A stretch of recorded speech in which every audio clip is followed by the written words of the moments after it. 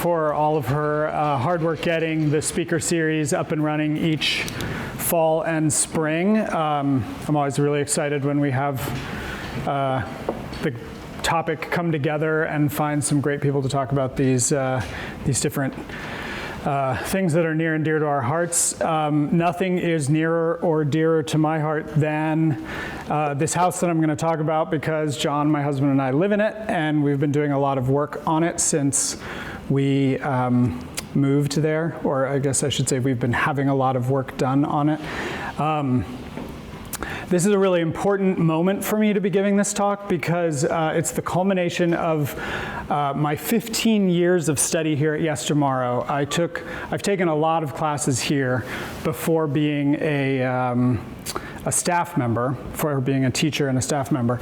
So it's really exciting for me to have been able to apply all the things I learned. And I credit the house with giving me the tool to learn all the things, but I really credit Yestermorrow for giving me all of the instruction on so many topics that I needed to know when we bought this house back in 2012.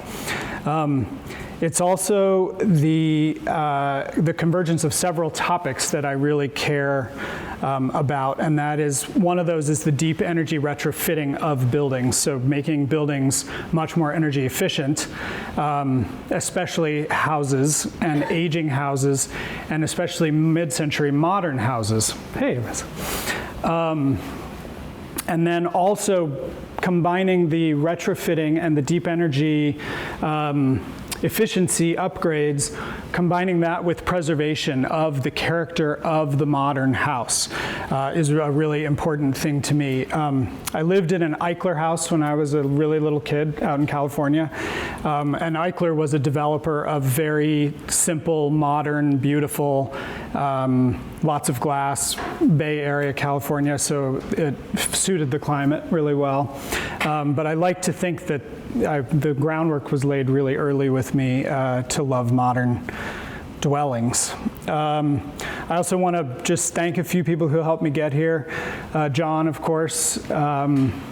We were on this journey together, and a funny little anecdote, actually, a lot of people give me all the credit for all of the taste decisions in the house, and that is false. John has done more than I have, at least in terms of the furniture and the art, and a lot of the aesthetics, and then that leaves me to be able to do the stuff that you hopefully don't notice and you don't see, the insulation and whatnot. So I have to call that out. Also, I have to mention a couple of people. Kinney Perot, Robin Morris, Monica DiGiovanni, and Jeff Shelkoff were the very first people I spoke to when I came to Yestermorrow. I think it was 2009. And they were the ones when I said, I'm an architect who was just laid off from a job, and all I know what to do with a hammer is to hang a picture. And they were like, you need to come to Yestermorrow, and so I did about a month later, and I've never looked back. Also, Laura Cavan-Bailey, who used to work at Bill McClay's office and now works for Vermont Council on Rural Development, thank you. She's an architect who has gone on to bigger and better things. But Laura was my mentor on figuring out the details for this project. And Yestermorrow used to have a program that I was a part of where we would take a lot of different classes as electives and then apply them all toward a project. And this is what I did, this house is what I did as my project. And then it assigns you a mentor who can help you work out the details and help you along in the process. And so Laura was that for me. I meant to have a copy of the book that she wrote with Bill McClay called The New Net Zero, and it's a fantastic, very interesting, big book with great details and great examples in it. It's still a really good resource. Building science knowledge is changing quickly. Speaking of, here's Laura. I was just singing your praises for having helped me through this process. So thank you, Laura. It's nice to see you. Building science changes quickly, and the technologies of the materials change. And so it's an ever-evolving field, and so I feel like I could keep taking classes here at Yestermorrow, keep working with people like Laura to understand it all. But I highly recommend the new Net Zero book. And then also I want to call out Francis Falaise, who's here in the audience, Vermont Pro Construction, who was very deeply involved with us on one of the phases of this project that I'll be showing, and it was the most significant phase that we've done to date. So anyway, enough of all of that. This is a little bit of how I'm going to go through it. I'm going to try not to bore you for too long, but I am going to go a little into the history of the design and some context, and then take you into where, when John and I took over the house, or as I like to say it, the house found us, and then go through some of the details and where we ended up. Here's an early drawing of the house by the architect Rem Huygens. Huygens and Tappé was an architecture firm in Boston, and it's since gone on to become two separate firms. DeMella and Schaefer is where Rem Huygens went, and Tappé went on to be Tappé and Associates. They did the addition to, what's the nice museum in Ridgefield, Connecticut? Aldrich. So they went on to do more institutional, and DeMella and Schaefer does all types of projects. But early in their career, they did a lot of residential. And Rem Huygens was Dutch. He actually designed boats. And so I think a lot of his projects are really weather sensitive. He worked for Marcel Breuer early in his career. He was highly influenced by Frank Lloyd Wright's thoughts about a building being of the site. All of his projects, I like to think of them hugging the site or being very intimately connected to the site. He was known for his asymmetrical roof lines, angles, geometry, and minimal overhangs.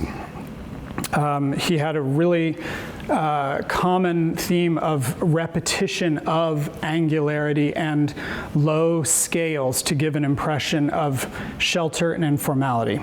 He often used materials that were very similar to other historic buildings in the area. So cedar shingles for his houses on the Cape, clapboard siding for his houses in rural New England.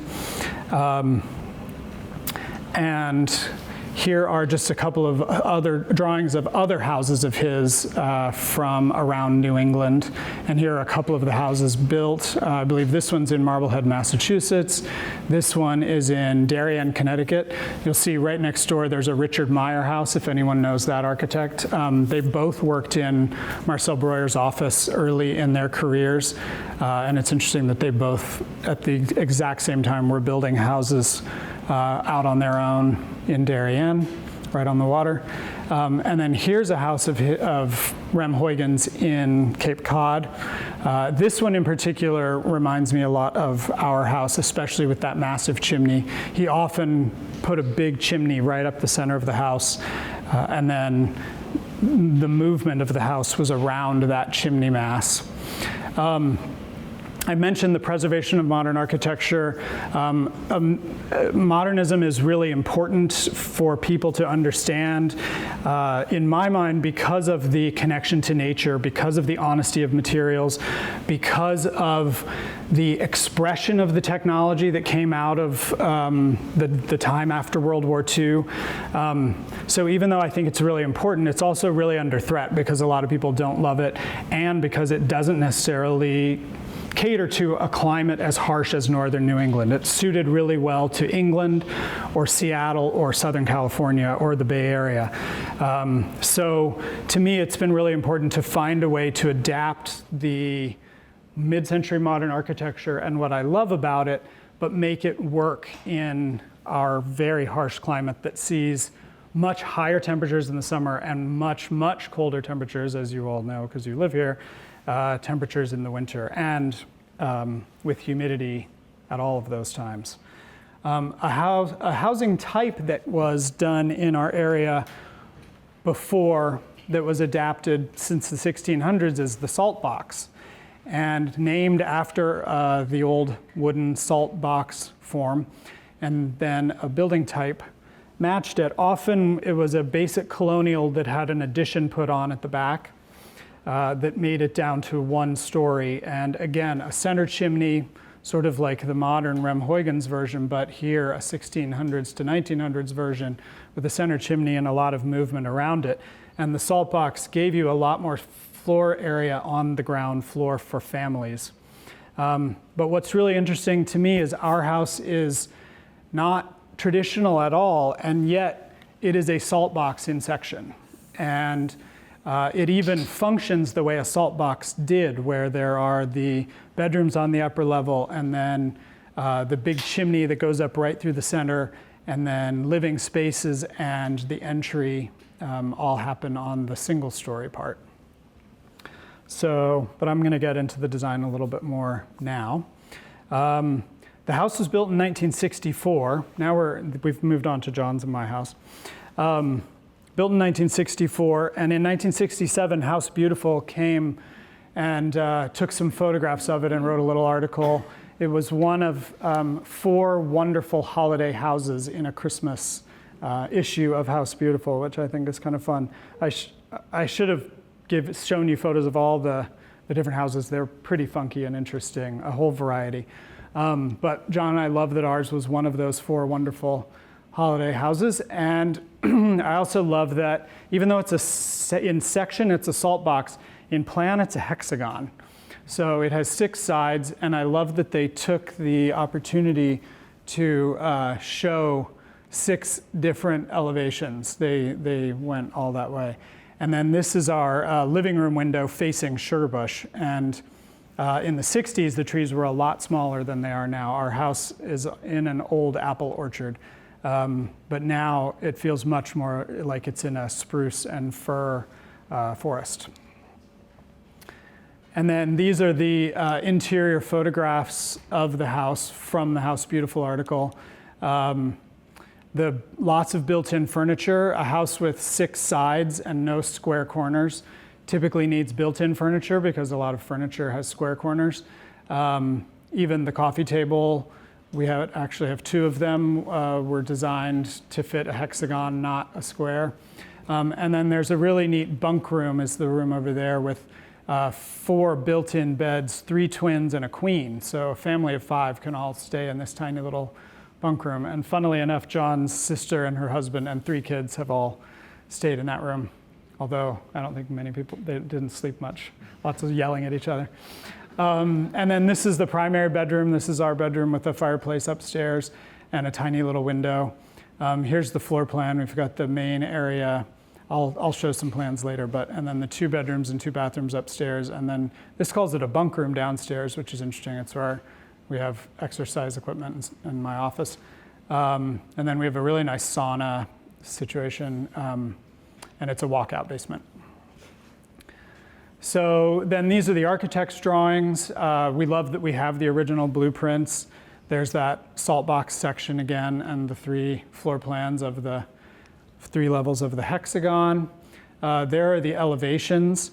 This is the west-facing elevation, a 2-story wall of glass facing the view of Sugarbush. It's located off in East Warren on the west-facing slope of East Warren. So we have views of Sugarbush, Mount Ellen, and Mad River Glen. So the view is great, but a 2-story wall of glass facing west isn't necessarily great because it's really hard to control that hot western summer sun as it's setting. It's really beautiful, but it also can be really hot. That's probably the design challenge that I've struggled with the most and have not solved.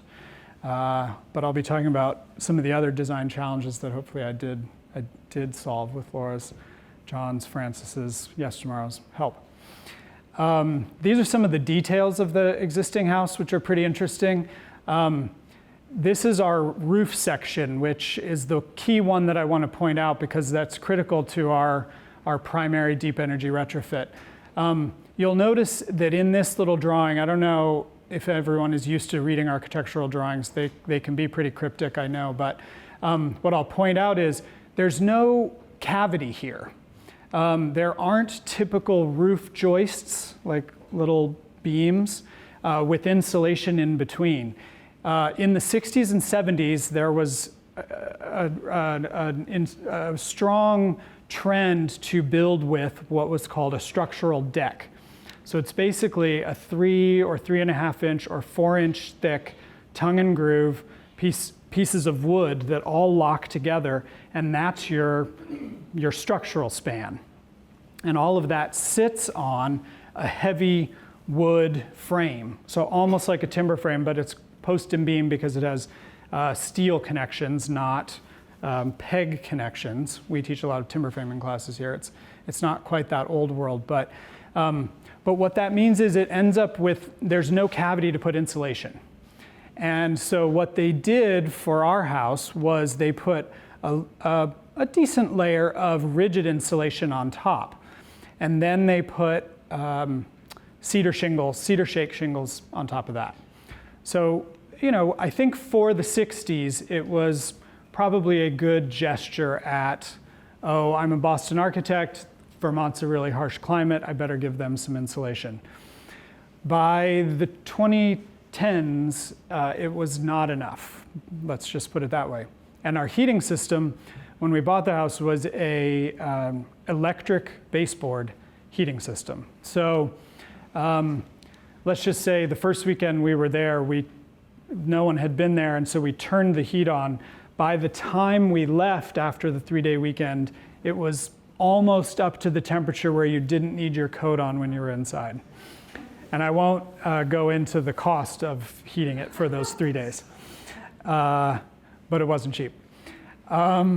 So insulation and the changing technologies of insulation and the changing prices of electricity and the changing code from the 60s to now all had a pretty strong influence on my decision making for how to change the house's design, and had a lot of influence on the way Francis and I and John solved these problems.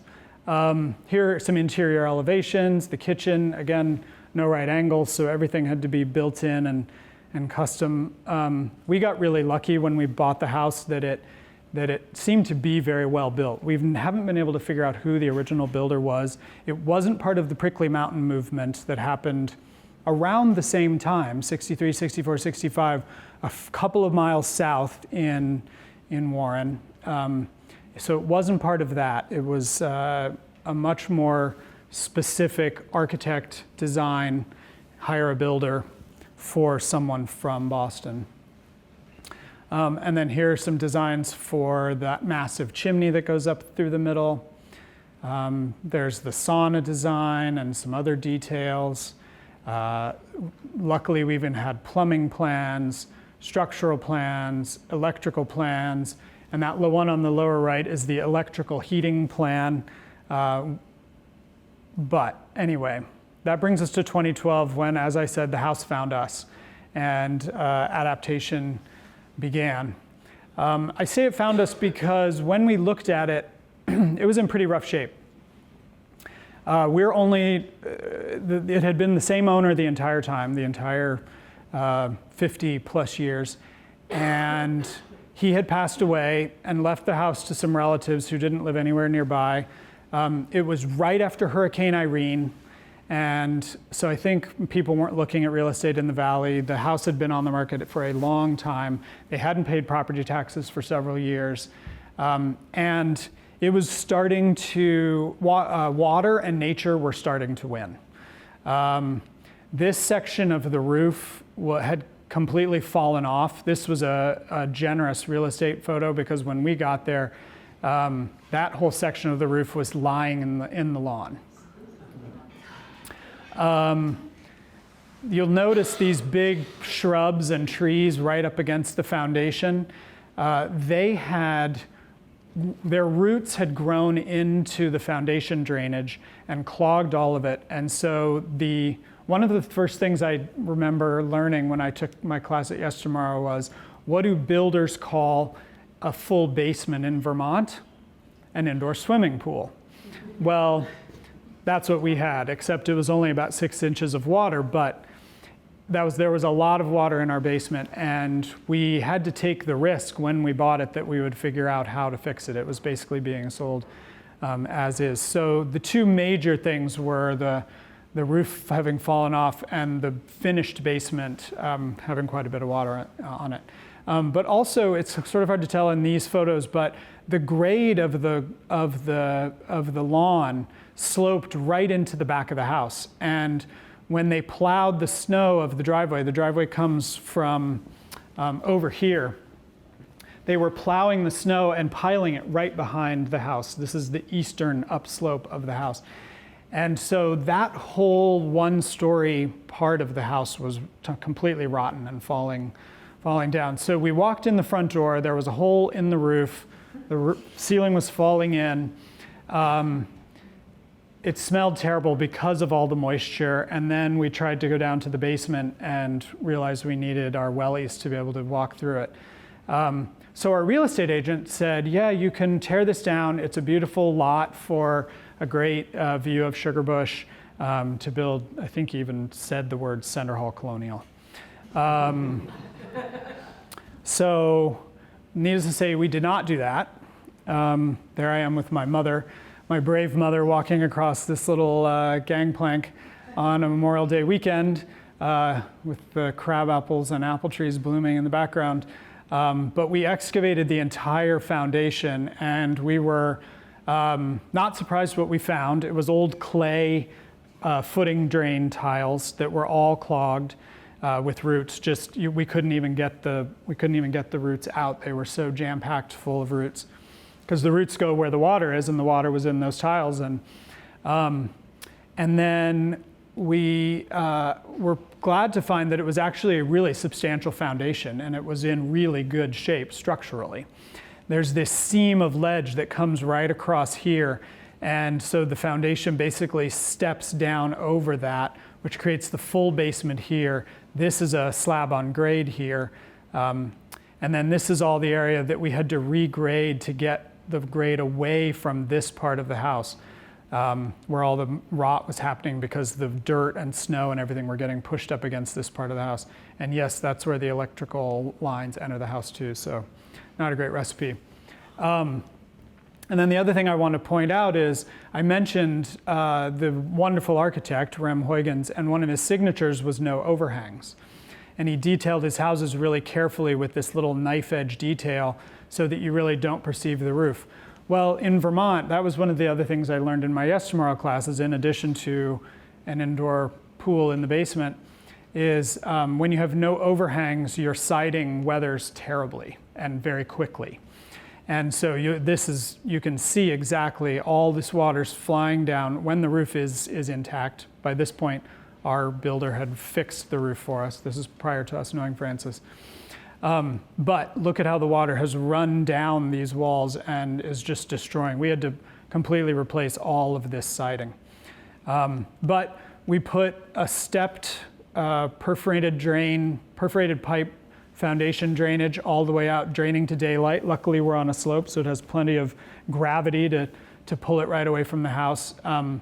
And to this day, 13 years later, it's a steady flow of water all the time. There's so much water coming down the hillside here. I grew up in Colorado. I've never seen this much water come out of the ground in my entire life as in Vermont. So anyway, we tried to keep as many of the details about the house that we loved as possible, things that you may have noticed in the House Beautiful article. One of the things we just did subtle changes. There was a big piece of plywood blocking this stairway down to the basement, and you entered the stair from a little side opening, and that blocked all the light. So we took that plywood off so that you could see right through the stairs that go up. Dogs hate it, but for everybody else, it's really nice. Our dog has adapted to it. And we basically then just piece by piece really tried to touch up every part of it with painstaking paint, stain, etc. You'll notice all the icicles, and actually these aren't as bad as it would get sometimes, but we would get huge icicles on all the drip areas of the house, which was a sign that there was a lot of heat loss through the roof, which was melting the snow from below, and then it was, if it hadn't slid off, it was dripping off, which is a classic Vermont scenario, even with standing seam roof. At some point along the way, they had replaced the cedar shake roof with a standing seam metal roof. It wasn't all that well installed, which is why some of it had fallen off into the lawn.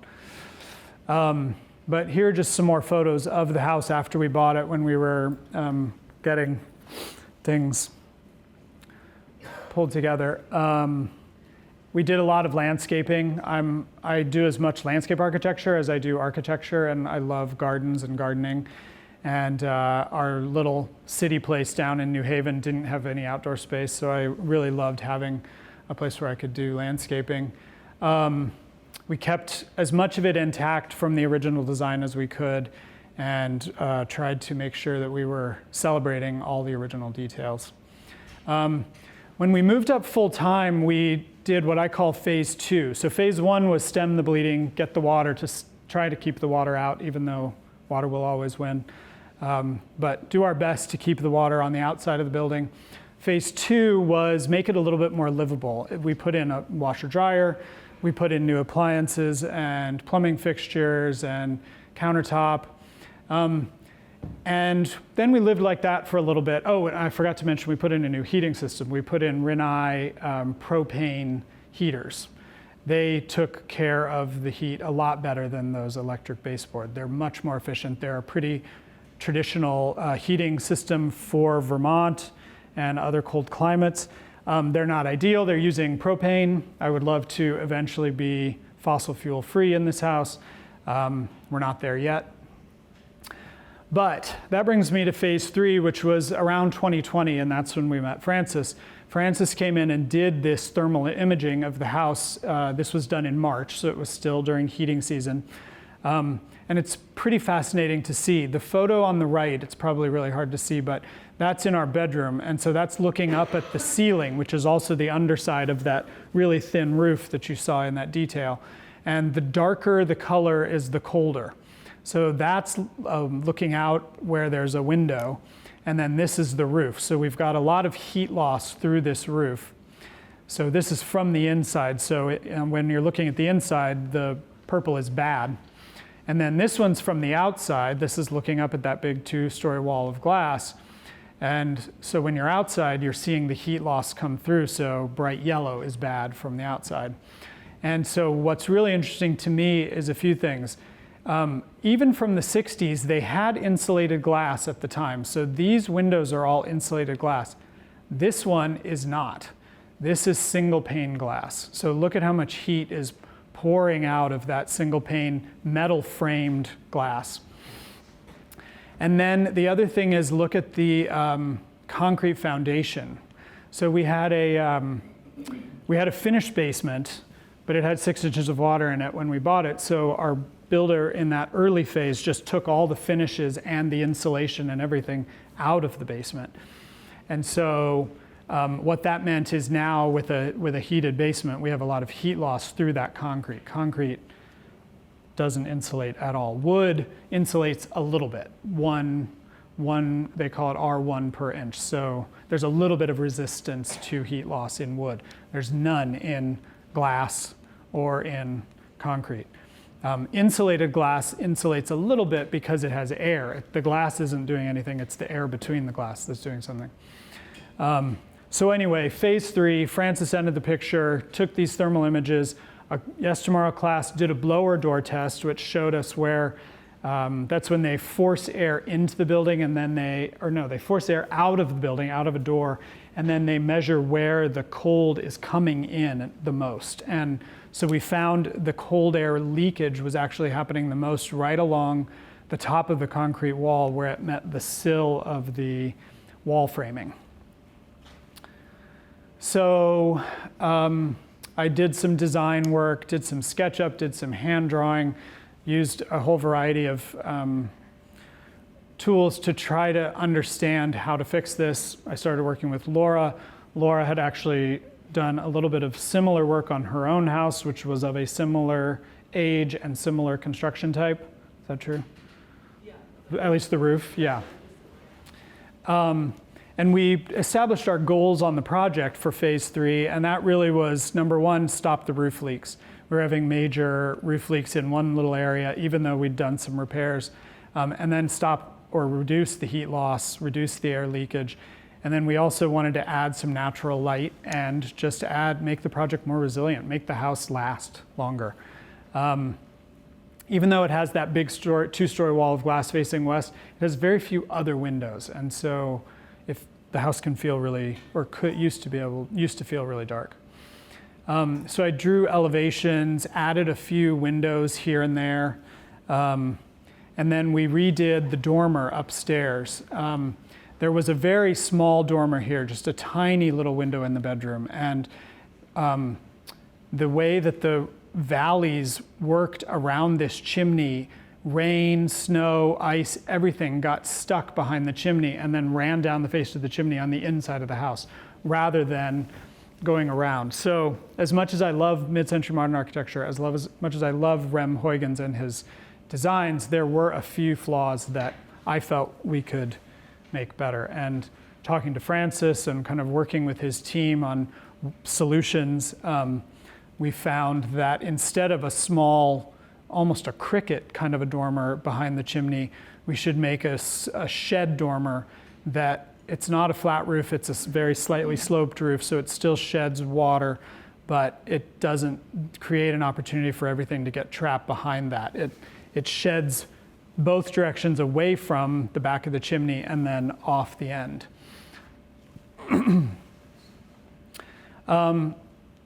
In Vermont, with the snow that we have, and in any snowy climate, if a house was designed in the 60s with the amount of insulation you have, the structural people knew that it was going to melt most of the snow that sat up there because you have all this heat loss through the roof. If you're planning on putting a lot of insulation on your roof, you have to allow for a much more substantial structure, because you're going from probably very little snow staying on the roof to potentially all the snow that falls staying on the roof. Now, ours is a pretty steeply sloping roof. Luckily, we're not a mid-century modern with a flat roof. That was another thing I learned when I took Yestermorrow classes in Vermont, is flat roofs are really, really problematic. Slight slopes, okay. Totally flat, bad. So we don't have that. We've got pretty good sloping, so a lot of the snow will slide off. We don't want gutters because the snow sliding off will just rip the gutters right off. But we still had to upgrade the structure to be able to handle the snow that could potentially stay on the roof a lot longer. And it's pretty significant weight. I think, is it 70 pounds a square foot that you have to, 100 pounds per square foot. So Francis connected us with a structural engineer, Chris Temple from DeWolf, who was fantastic. And he analyzed our structural drawings, came to the house, looked at everything, and he came up with this really great idea of using the beams that we had, and he liked that structural deck system we had. He's seen that before. He said that was acceptable, but the beams were just undersized. And in fact, he could see that they were actually bending already. And so his design was for these what are called flitch plates, which are steel plates that are fabricated to match the sizes of the beams, and then they're bolted into the beams. And one of my favorite parts of the whole process was watching Francis and his team use basically giant jacks to get the beams back to, if they're doing this, to get them back to this, and then bolting the steel through. And only when the steel was held up against the beams could you really perceive the bowing of the wood.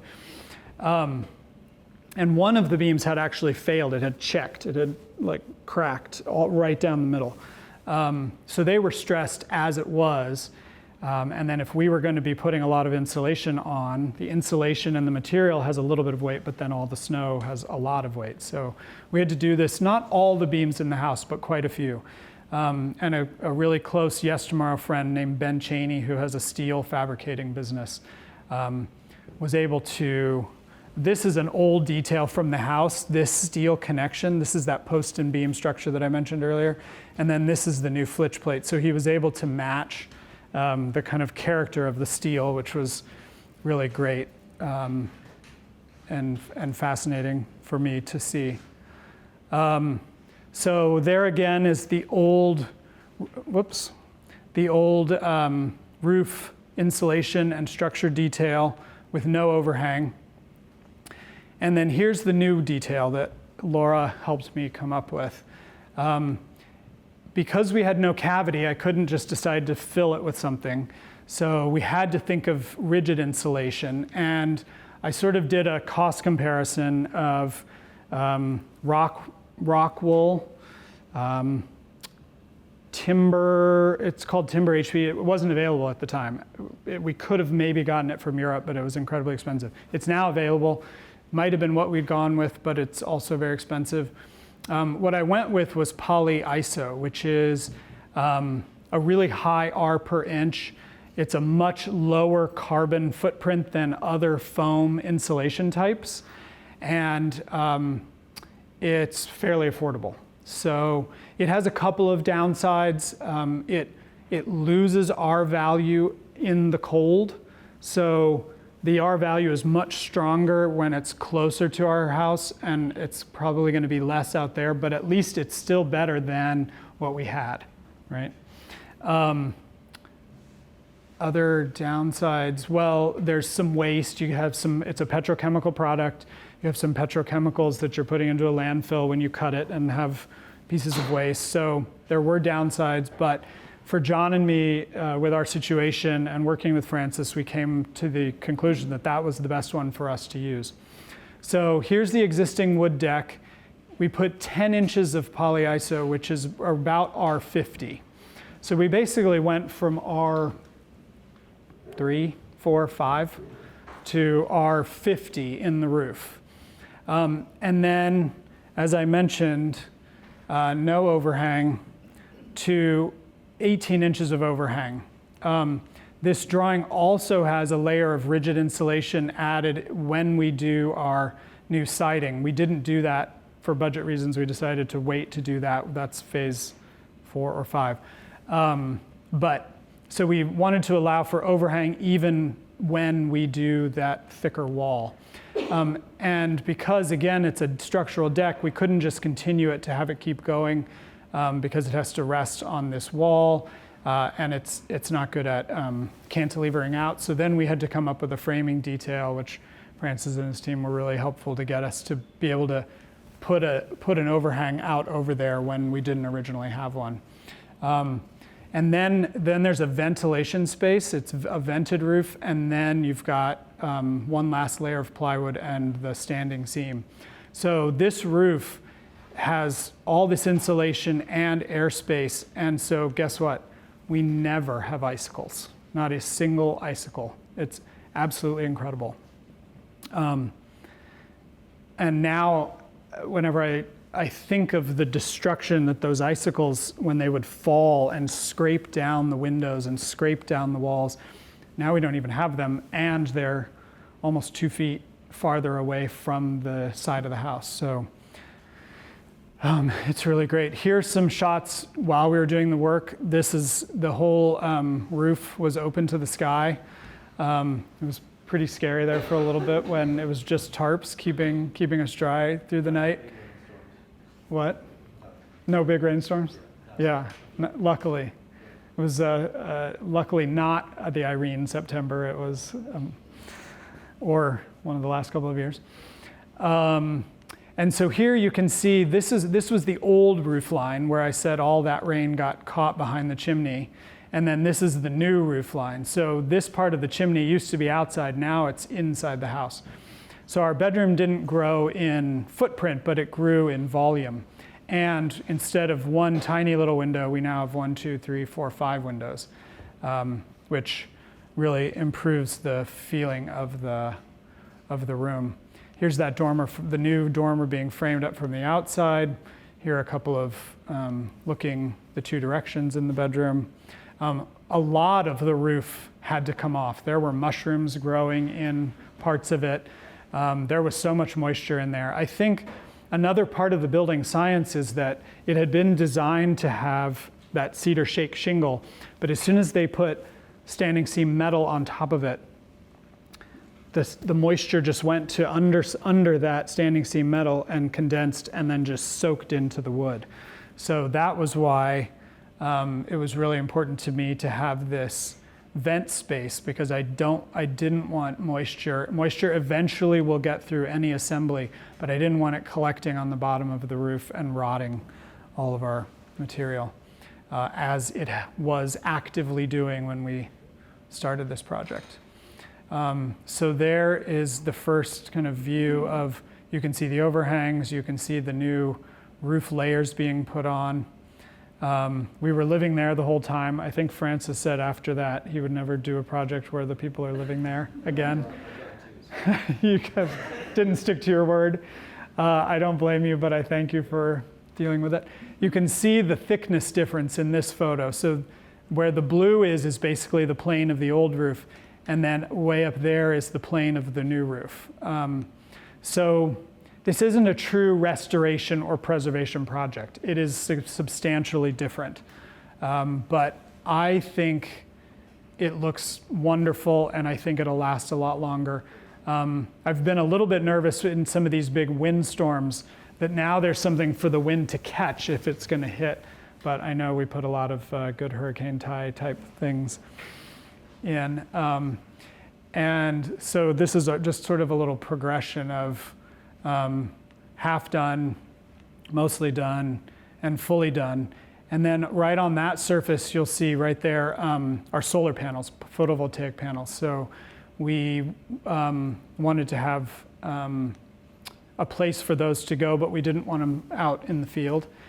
We also added a couple of windows.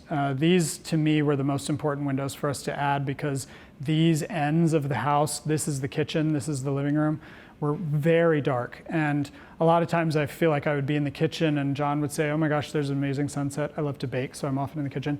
He'd be like, oh, there's an amazing sunset. And I would have no clue because I'm in this dark kitchen. Well, now I can see all the sunsets and the birds, and it's great. Here's another view of that big overhang construction that we put on. So where that blue line is, that's the old roof line.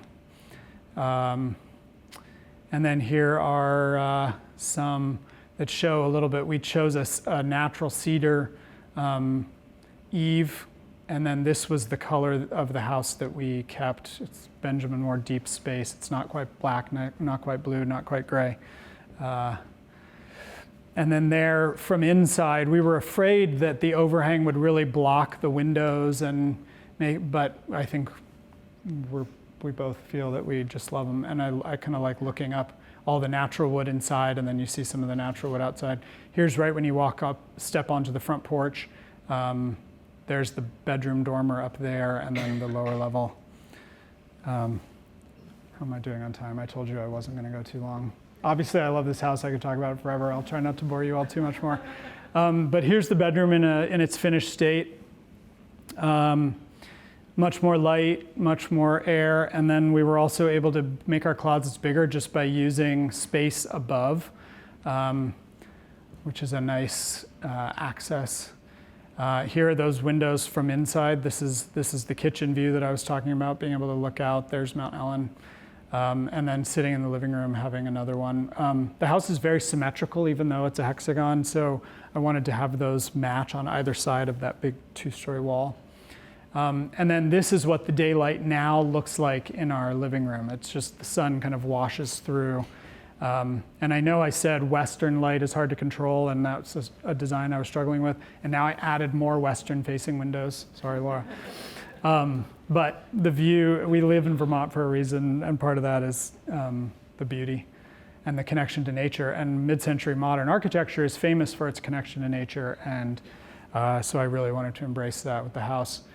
So one last thing to point out, I mentioned the photovoltaic panels that we put on the roof. We also put in Tesla Powerwall. Oh, I wasn't even going to mention that word. But the Powerwall batteries, in our closet, so the solar charges those. And this was at 6:30 last night. They were producing 0.7 kilowatts, and almost all of that was going, or some of that was going to the grid, and then the rest of it was powering the house. And then if we have a power outage, they just store the power for us to use. And if it's sunny, we could go indefinitely. So to me, that's a real form of resilience, and that'll keep the house able to be going without broken pipes, without losing temperature. So next phase, phase 4, we really need to address this glass area, potentially insulate. I mentioned that insulated glass on the sides. For budget reasons, we didn't get to replace all that glass. So we need to do that, and we need to work on some insulation under there. Francis and I already have been talking about ideas there. And then phase 5, we need to insulate the basement. I mentioned, here's another view of that thermal camera that shows the heat loss through the glass, through the chimney, interestingly, because we must have had a fire in the chimney, in the fireplace, and then through the concrete there. So here's the kind of span, the design in the early 60s, as built in 64, when we bought it in 2012, and today. That's it. Thank you all very much for listening. Happy to entertain questions if you have any. As I said, I could talk about this house forever, so. Yep.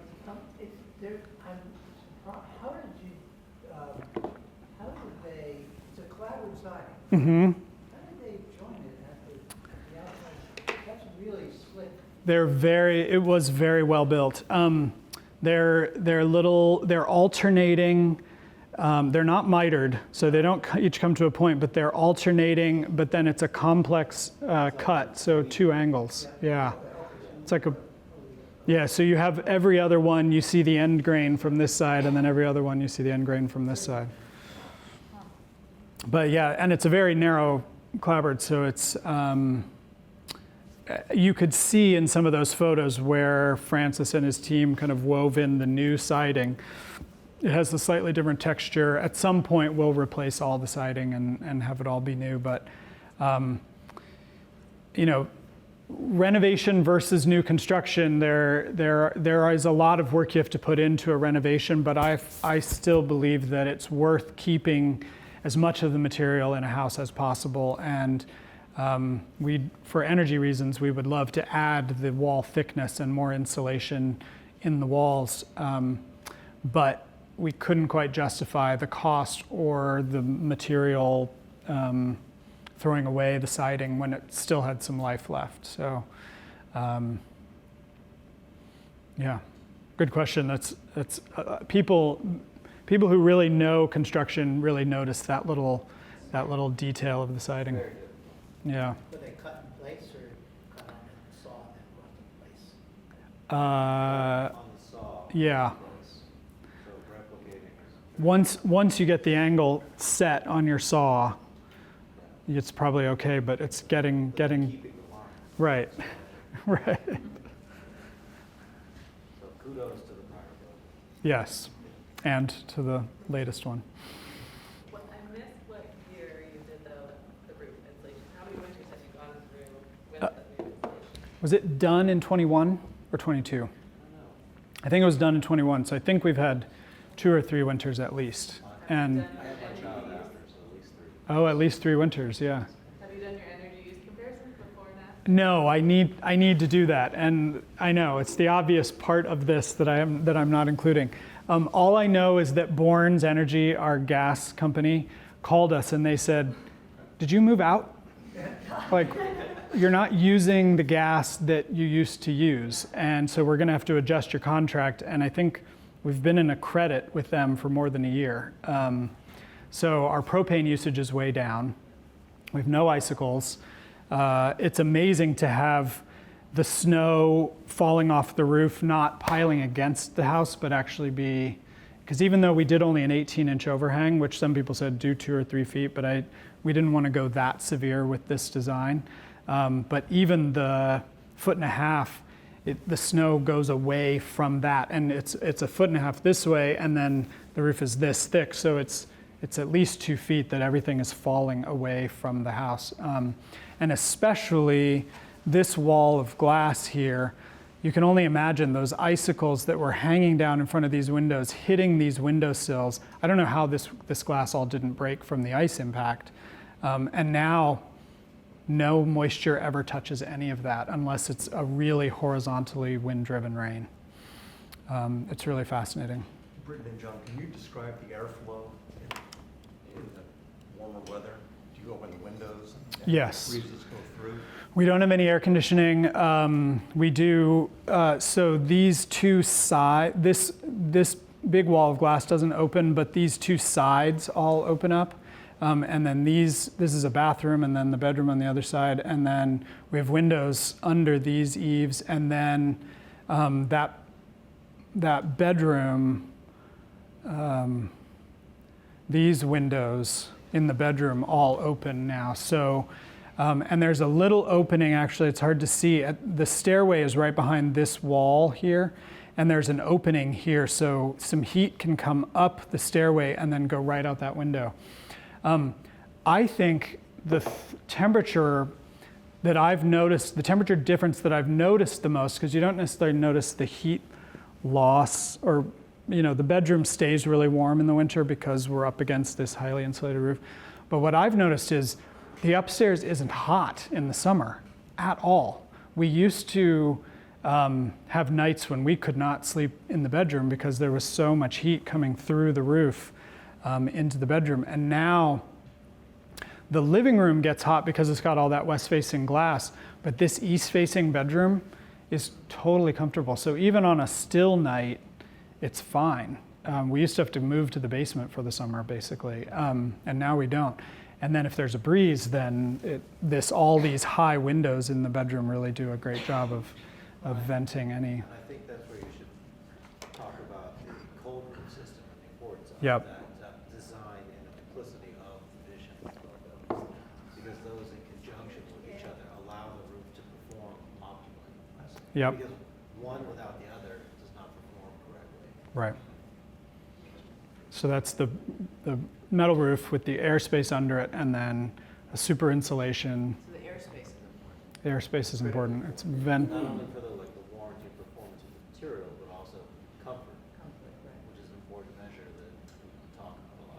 Exactly. And more, even. Right. That's right. Don't think about it. Yeah. And more, even in Vermont, the heating, the hot season, which is called the cooling season, it's becoming longer and longer and more of a reality. I think we were just talking to you all about that you have air conditioning. So resisting the heat from outside is becoming so much more of a reality than Vermont used to deal with. So. On that note, the western glass, I know it might sort of break up the verticality of it, but is there any thought of making operable windows in that western facade for the next phase? Operable, no. We really like that vertical, those really tall, and it has pretty deep fins, so the fins shade the glass a little bit. I think if anything, it would be some sort of shading device that could go down and then be, go away, whether inside or outside. To me, so that if we weren't in it and trying to see the view, we could shade the glass from getting hit by the sun. The fact that the two sides ventilate a lot means that area, and we've got that ceiling fan, and it's open to above, and so the air can vent out from in there. And those two sides of that glassy area, the windows operate even really up high, so heat can go out there. I don't think we would put. Francis, you were thinking, like, should we go bigger? Should we go operable? What? What'd you say? I hope we wouldn't go with operable. Wouldn't go with operable? Because it would, like the vision and the design would be lost. And operable windows gain frame size, so our glass would shrink. And also you touch upon Oh yeah, We had specialty coatings put on them, so that we're anticipating the solar gain and trying to reflect that, and also their high U value. So we're looking to increase the thermal envelope, and also how we're managing heat coming into the building and wanting to keep it in there. It's definitely a fine balance, so a lot went into the windows as well. yeah. We ended up, so we replaced some of the existing windows we had, and then we had all these new windows that we were putting in, and I think I always assumed we would go with, there's a fiberglass type of Marvin window. Fiberglass outside, wood inside, or fiberglass outside, fiberglass inside. And what's that? Elevate, yeah. And I thought that's what we would do because it's a pretty good price performer, pretty more readily available than Marvin's more custom lines. But they couldn't, that frame type couldn't handle some of the window shapes and sizes that we did. So then we went and we shopped around, and Francis helped us look at a couple of different brands, Lowen, and then several of the Marvin lines. And we ended up with Marvin Modern, which is a pretty new addition to their product line, but we absolutely loved the frame, the minimal frame dimension, and the fact that it's incredibly strong and could handle these weird, large, expansive shapes. And it had thermal and reflective options that were as good as we could find, I think. It lended itself to the design, plus the construction of the windows is such that it was, while you pay more in the short run, its long-term performance dramatically outweighed it because it's full clad construction. So definitely a worthwhile endeavor. Yeah. And so I think we would stick with that for the rest of the house. Are they triple pane windows or? We decided for budget to stick with double. I don't think the house will ever get to net zero. The thickness we would have to put on the walls and the level of things that we might have to do, we decided not to shoot for quite that. Today, I would probably really try to do triple, looking back. But Hard pill to swallow. it's a hard pill to swallow. And Is there condensation in the winter? no, none. Yeah. We also, I didn't mention, we replaced our front doors, and they were a 2.5-inch thick solid wood door, and we made those glass also, not Marvin, but Simpson. And those, because they're right in the kind of damp front mudroom, I think that you can tell a little bit of moisture on those, so maybe also the insulation's not, the quality of the seal and everything maybe not quite as good, I don't know, but. Was the mudroom and entranceway in the original design? Yes, there's an outside front porch and then an inside mudroom, and there used to be a door from between that mudroom and the heated part of the house, which energy-wise was a really good thing because it was created like an airlock. But we ended up like our ski boots and our ski jackets and everything that we wanted to be warm, we then would have to bring into the house. And that negated the point of having the mudroom. So we took that door out. We made that decision during the pandemic shutdown when we were there 24 hours a day. And we were just like, you know what, this door is dumb, even though I know the reason it's there. So we took that door out, took the frame out, everything. And so now it's a heated mudroom. It's nice, yeah. It's nice to have everything be warm and dry in the mudroom instead of cold and still frozen. One of the things I love about this house is that it's very compact. It's less than 1,800 square feet, including the basement. Each level is about 600 square feet. But it's generously sized in the places where it matters, and then it's very efficient in the places where it matters. So our mudroom is quite spacious and has room for a lot of people. The sauna could hold probably 10 to 12 people. But the bedroom, there's just room for a king-size bed. And I guess that was a Remhuygen signature, is the bedrooms are just for sleeping. Sort of the Frank Lloyd Wright idea, don't give them room to, put all this other junk around. But our kitchen is spacious, our bathrooms are spacious, our mudroom is spacious, the sauna is spacious. So in places where you might be congregating or moving around, and then that banquette in the living room, we have our office Christmas party there every year, and all 25 of us can find a place to sit, and it's pretty fun. So yeah, it works out.